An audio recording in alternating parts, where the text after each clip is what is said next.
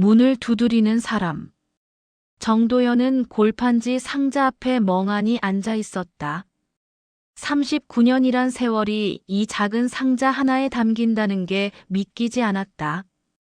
책상 서랍을 열 때마다 기억 하나씩이 튀어나왔다. 첫 월급 명세서, 영업부장 승진 통보서, 퇴색된 명함들, 그리고 먼지 낀 사진 한 장. 사진 속 아내 윤정이는 환하게 웃고 있었다. 결혼 5주년 기념일에 찍은 사진이었다. 그때만 해도 모든 게 괜찮았다. 정 부장님, 퇴직 축하드립니다. 후배 직원이 꽃다발을 건넸다. 도현은 억지로 미소를 지었다. 축하받을 일인가. 이제 출근할 곳도 명함을 내밀 일도 월요일 아침 회의도 없다. 그렇게 쫓기듯 살았던 39년이 끝났다. 택시를 타고 집으로 돌아가는 길, 도연은 창밖을 바라봤다.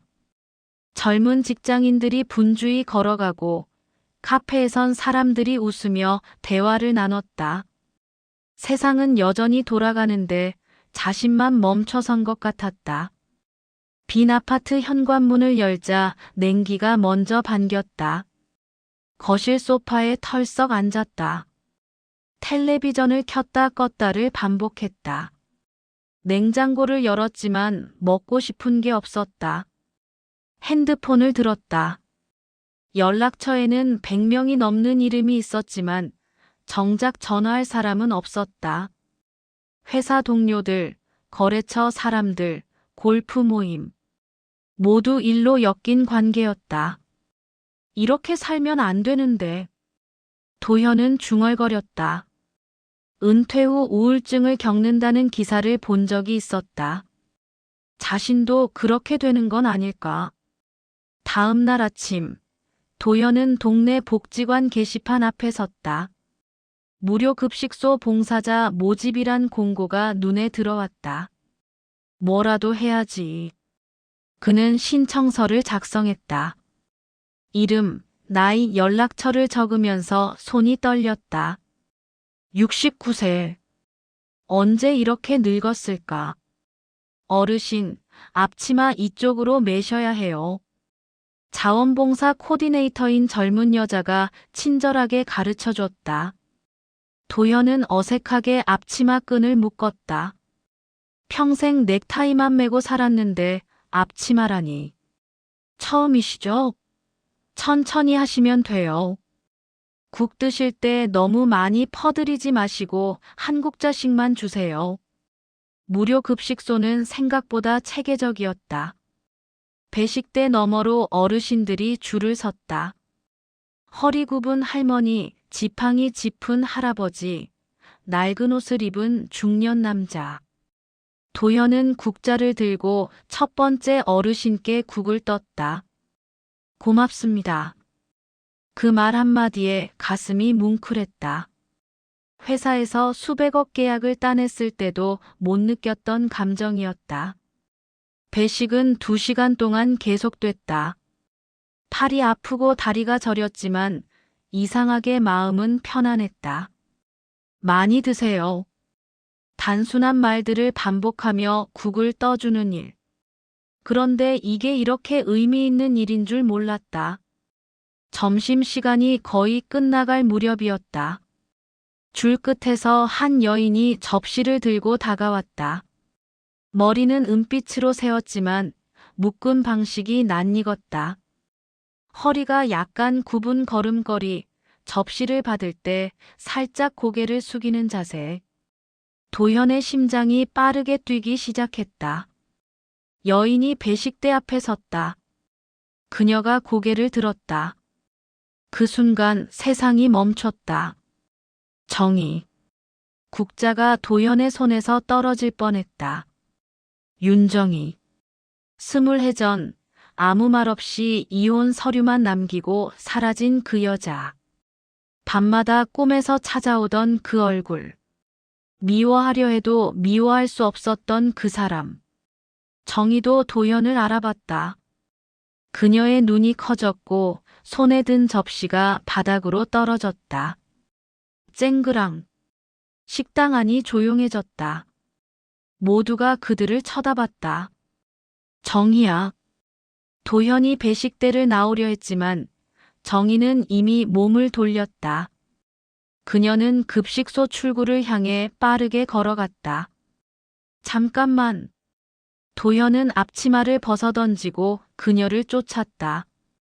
복지관 복도를 지나 뒷문으로 나가는 그녀의 뒷모습이 보였다. 정희야. 윤정희. 도현의 목소리가 갈라졌다. 젊을 때는 큰 소리로 부하 직원들을 불렀는데 이제는 몇 마디만 해도 숨이 찼다. 복지관 뒤편 좁은 골목에서 정희가 멈춰 섰다. 그녀의 어깨가 떨리고 있었다. 제발, 이야기 좀 합시다. 도현이 다가가자 정희는 천천히 돌아섰다. 그녀의 눈에는 눈물이 고여 있었다. 지금 와서 무슨 말을 하려고 그래요? 목소리는 떨렸지만 차갑게 식어 있었다. 왜 떠났는지, 그동안 어떻게 살았는지 알고 싶어요. 알면 뭐가 달라지나요? 시간은 안 돌아와요. 알아야겠어요. 20해 동안 매일 궁금했어요. 내가 뭘 잘못했는지, 당신이 왜 떠났는지. 정희는 손으로 얼굴을 가렸다. 한참을 그렇게 서 있다가 입을 열었다. 당신은 아무것도 잘못한 게 없어요.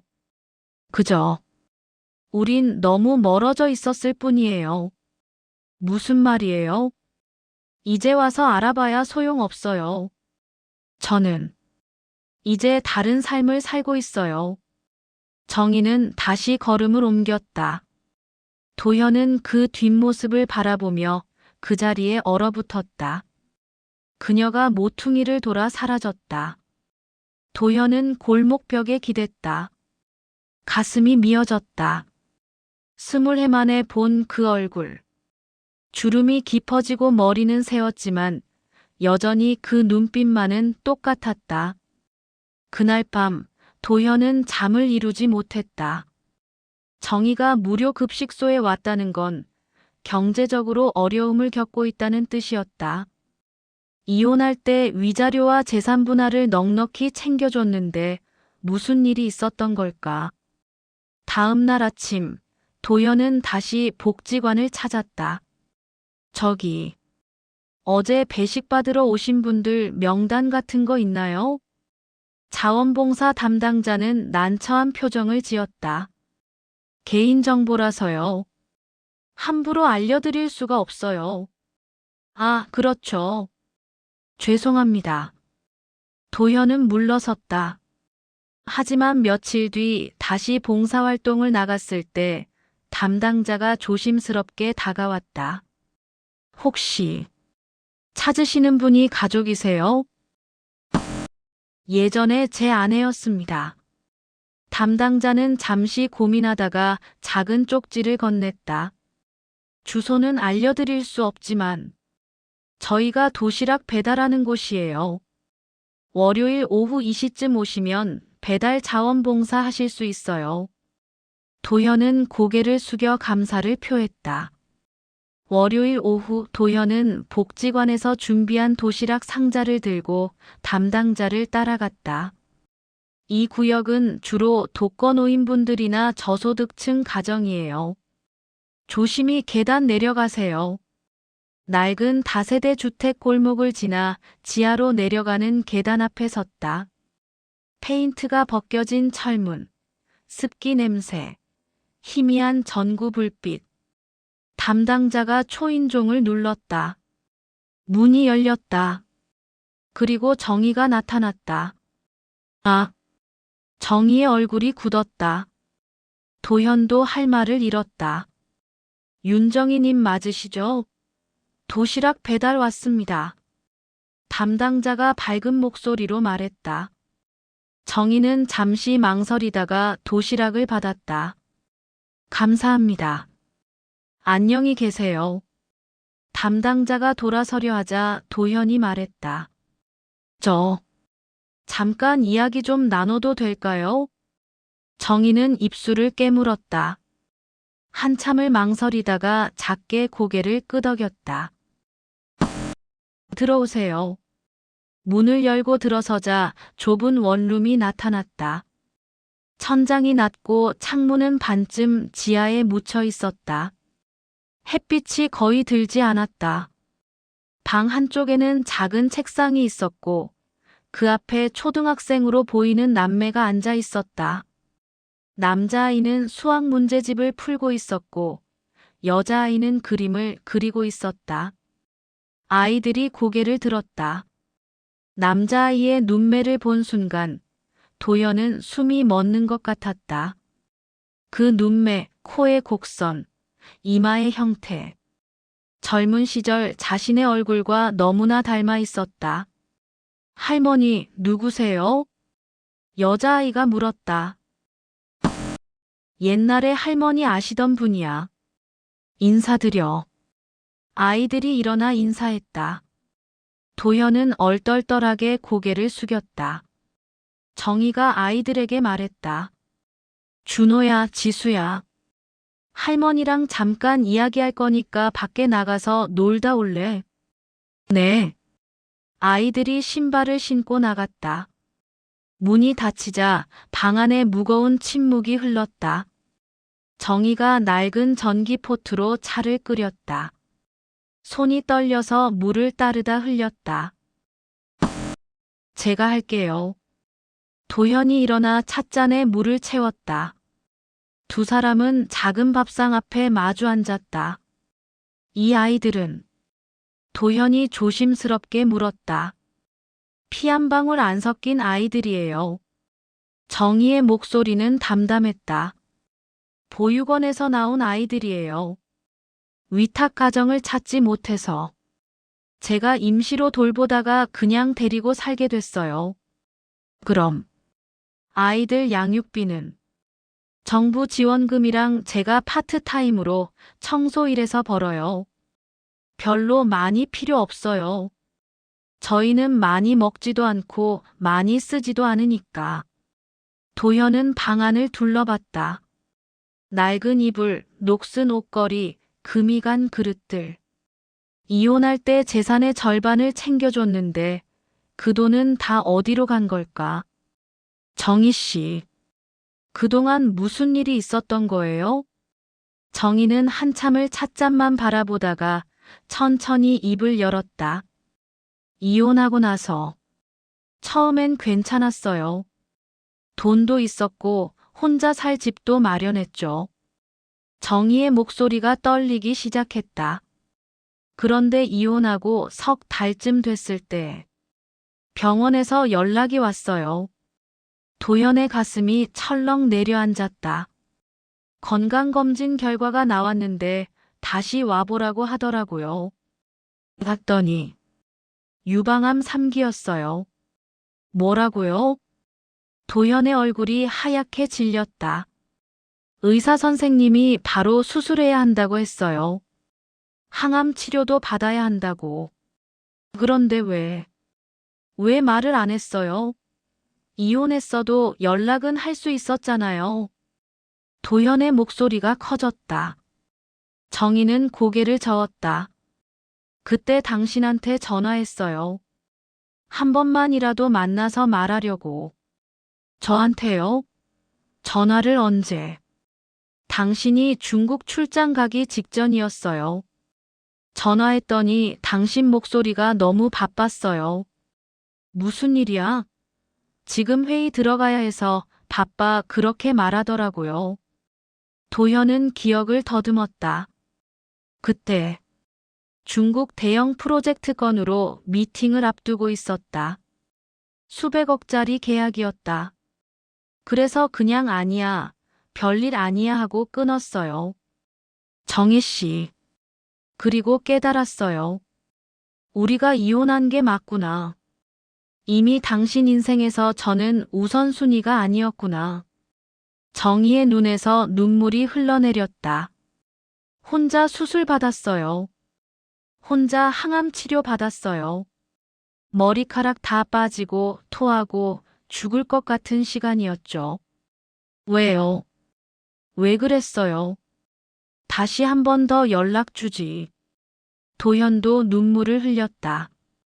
당신은 당신의 성공이 무엇보다 중요한 게 보였으니깐요. 그리고 이미 이혼한 아내가 암에 걸렸다고 연락하면 당신 커리어에 방해될까봐. 무슨 소리예요? 당신이 더 중요했는데. 아니요. 정희의 목소리는 차가웠다. 당신은 저보다 회사가 더 중요했어요. 이혼하기 몇 년 전부터 그랬잖아요.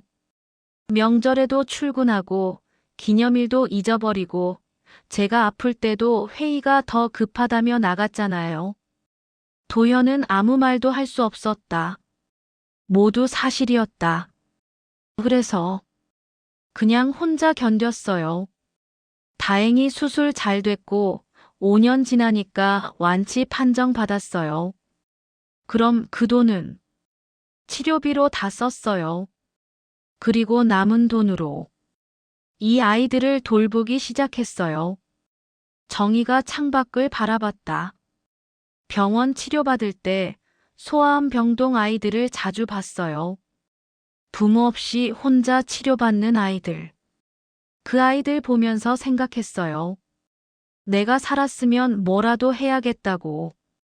그래서 보육원 아이들을. 처음엔 주말에만 봉사 나갔는데 어느 날 준호를 만났어요. 그 아이가 저한테 할머니, 저 데려가 주면 안 돼요? 하더라고요. 정희의 목소리가 또 떨렸다. 거절할 수가 없었어요.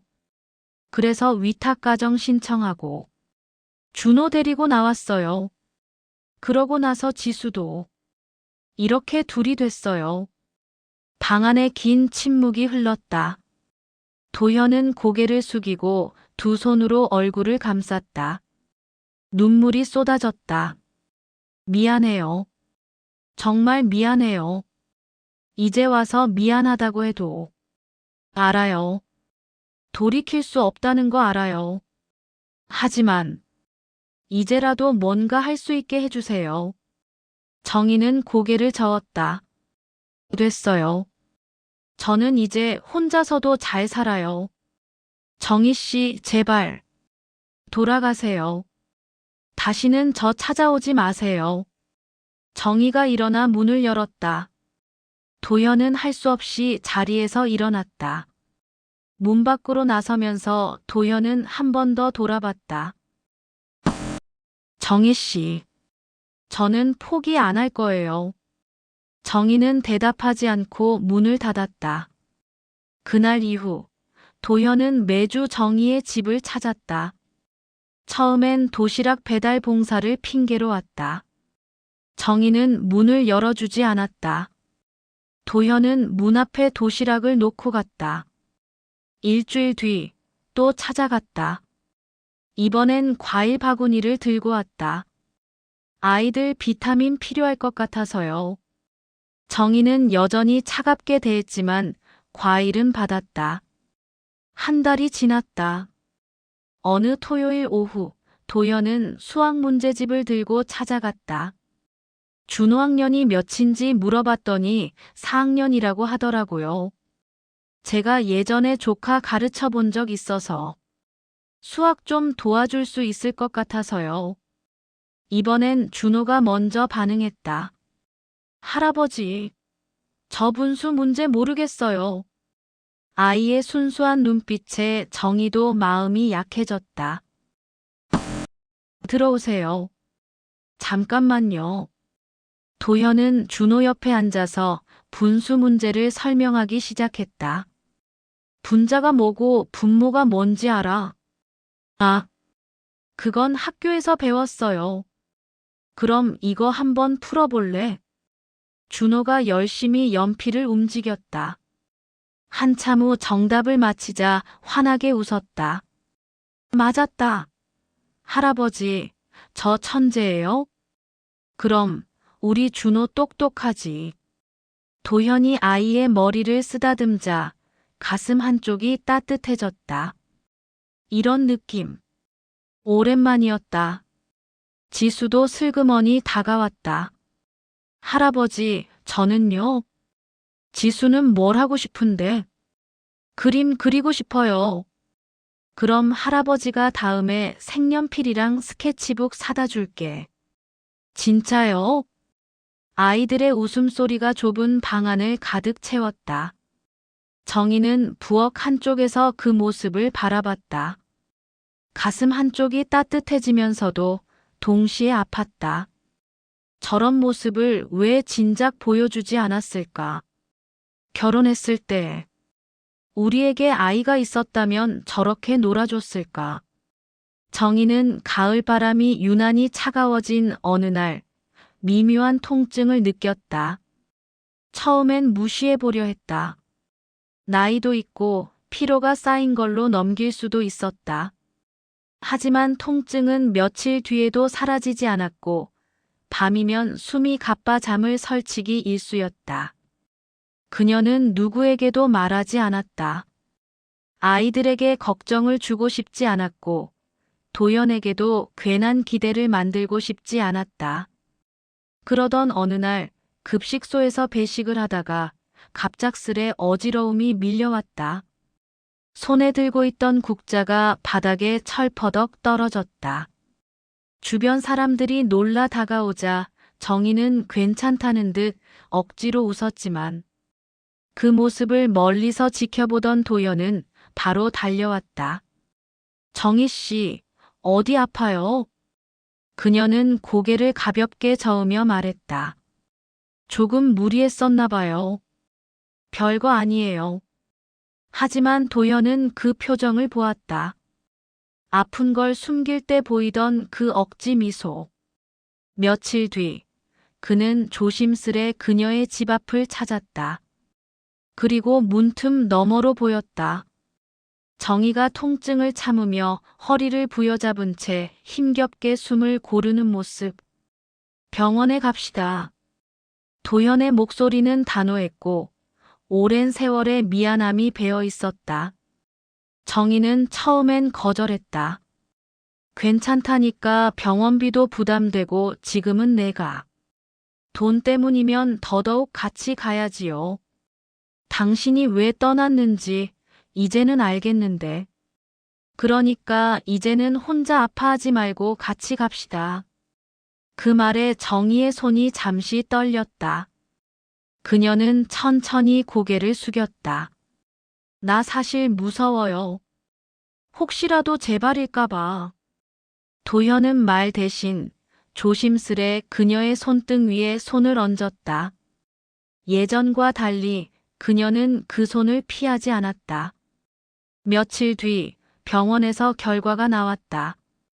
의사의 표정은 익숙한 슬픔으로 가라앉아 있었다. 재발입니다. 빠른 시일 내 수술이 필요합니다. 예전보다 진행 속도가 조금 빠릅니다.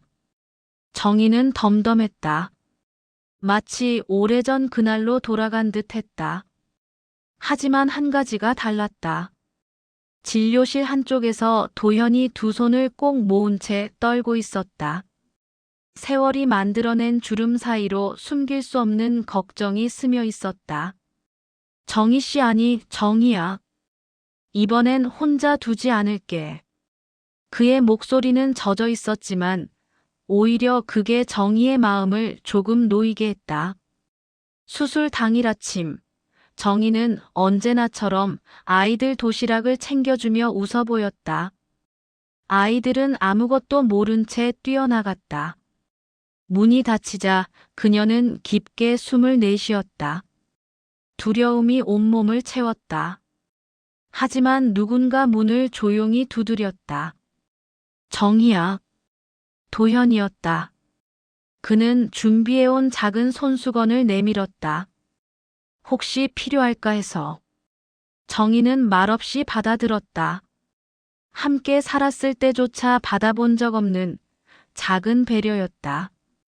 병원으로 향하는 길, 정희는 창밖을 바라보며 조용히 생각했다. 이 사람에게 다시 기대도 되는 걸까 아니면 이번에도 상처만 남길까? 하지만 뒤돌아본 순간 도현이 걱정 섞인 눈빛으로 그녀를 바라보고 있었다. 그 눈빛엔 미안함, 후회, 그리고 늦었지만 진심으로 지키고 싶다는 마음이 가득했다. 그녀는 작은 숨을 내쉬며 말했다. 이번엔 꼭 같이 있어줘요. 도현은 고개를 크게 끄덕였다. 당연하지. 수술실 문 앞에서 정희는 수술복 주머니에 넣어둔 그 손수건을 꼭 쥐었다. 문이 열리기 직전 도현이 떨리는 목소리로 말했다. 정희야, 수술 잘 마치고 꼭 돌아와. 알겠지? 제발. 그녀는 그제야 남자를 똑바로 바라보았다. 오랜 세월이 만든 상처 위로 아주 작은 온기가 다시 피어오르고 있었다. 정희는 힘겹지만 확실한 미소를 지었다. 나도 그러고 싶어요. 너무 오래 기다리지 않게 끝내고 돌아올게요. 그리고 문이 천천히 닫히며 두 사람의 온기만 복도에 남았다. 수술실 문이 닫히자 도현은 그 자리에 얼어붙은 듯 서 있었다. 희미한 소독약 냄새와 발걸음 소리만이 긴 복도를 가득 채웠다. 그는 의자에 앉아 두 손을 모았다. 수술이 성공하길 기도하는 것이 아니라 그녀가 다시 삶을 선택해 주길 바라며 조용히 눈을 감았다. 몇 시간이 지나고 수술실 문이 열렸다. 의사는 피곤한 얼굴로 다가와 담담하게 말했다. 수술은 잘 끝났습니다. 이후 관리가 잘 된다면 큰 문제는 없을 것 같습니다. 그 말에 도현의 어깨가 흐느적이며 무너졌다. 안도의 숨이 새어나왔다. 그러다 다시 손으로 얼굴을 감싸며 조용히 울었다. 이제서야 긴장이 풀린 것이다. 병실로 옮겨진 정희는 아직 잠들어 있었지만 도현은 그녀의 침대 곁에 앉아 조용히 말했다. 너무 고마워. 살아줘서. 며칠 뒤 정희는 눈을 떴다. 흐릿한 시야 너머로 익숙한 실루엣이 보였다. 정희야, 잘 버텼어. 도현의 목소리는 잠긴 듯 떨렸다. 정희는 천천히 그를 바라보았다. 그 눈빛에 담긴 진심이 이제는 거짓이 아님을 알 수 있었다. 그날 이후 도현은 하루도 빠짐없이 병실을 찾았다. 창밖의 날씨를 이야기하고 아이들의 안부를 전하고 가끔은 전보다 조금 더 솔직한 기억들을 꺼내놓았다. 그는 이제야 깨달은 듯 말했다. 정희야, 난 내가 없는 삶이 얼마나 허전한지 내가 떠난 뒤에 알았다. 정희는 잠시 눈을 감았다가 작은 미소를 지으며 말했다. 우린 너무 늦게 어른이 된 것 같네. 도현은 고개를 끄덕였다. 그래도 남은 시간은 아직 있어. 우리한테는 이제라도 채울 수 있는 시간이. 몇 주 뒤 정희는 퇴원했다. 집에 돌아온 그녀의 앞에는 수술 전날과 똑같은 문이 서 있었다. 문 안엔 그녀의 오래된 삶이, 문 밖엔 도현의 늦은 진심이 기다리고 있었다. 도현은 문 앞에서 조심스레 묻는다. 정희야, 나는 당장은 아니어도 언젠가 이 문을 함께 열어보고 싶어. 정희는 문고리를 잡고 잠시 고민했다. 이 문을 열면 다시 상처받을지도 모른다. 하지만 동시에 따뜻한 온기를 다시 맞이할 수도 있을 것이다. 그녀는 문을 반쯤 열고 말했다. 서두르지 말자. 나도 천천히, 당신도 천천히. 도현은 그 말에 고개를 끄덕이며 미소 지었다. 문은 완전히 닫히지도 완전히 열리지도 않은 채였다. 하지만 그 틈 사이로 늦게나마 서로를 향한 온기가 햇살처럼 번져 들어왔다. 그들은 천천히, 아주 천천히 다시 서로를 향해 걸어가기 시작했다.